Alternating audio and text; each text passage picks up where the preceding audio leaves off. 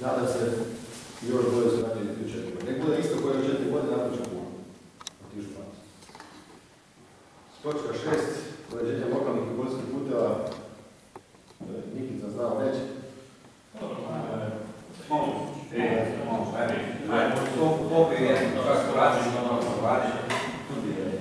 Evo, ja vas sve skupa pozdravljam. Ja sam tu, više manje na pozdravu, pa ne. Svi me zovete Nikica, inače sam Niko. Nikica. Ne budete se šutili na listi dok budete čitali, bude Niko Belec, ne bude Nikica. I šta da vam ja sad pričam tu puno priči o tima lokalnim putovima, to vam je put od svakoga sela. Gledajte, ovako vam budem sad rekao kratko i da vas previše ne zamaram. Znači, općina ne znati kak je vaš put za ove tu gore. Zdaj za Botinice, da je Kupine, pa onda ovo Horvatica, sve da je. Jelena, pa ovo prije bolje desno. Horvatica. Pa Klupine je to. Klupine. Znači, Kupine ovaj prvi ti imaš. Poljanica. Na Poljanice. Recimo na Poljanice. To ne može načelnik znati kakav je tu put, ako vi ne budete došli u općinu i rekli biti vi. Postoji mjesni odbor, postoji ljudi koji bi to trebali obaviti za kompletno selo.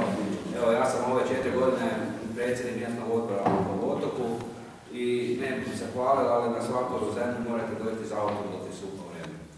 Ne zbog toga, zato me sam se ja dobar zanimao, nego zbog toga kad smo se potrudili ili koliko možemo sami, koliko ne to zovemo stroja, onda da nam ravna i tako gledamo da nam su puti vredi.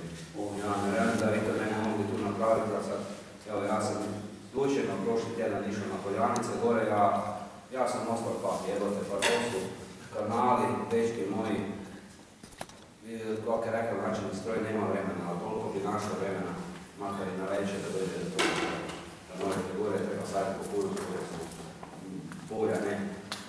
Ja sam se stvarno, znači, ne bi vas krivio, nego krivim rukovodstvo sela koje to je, slobodno mu rekao, loše odradilo.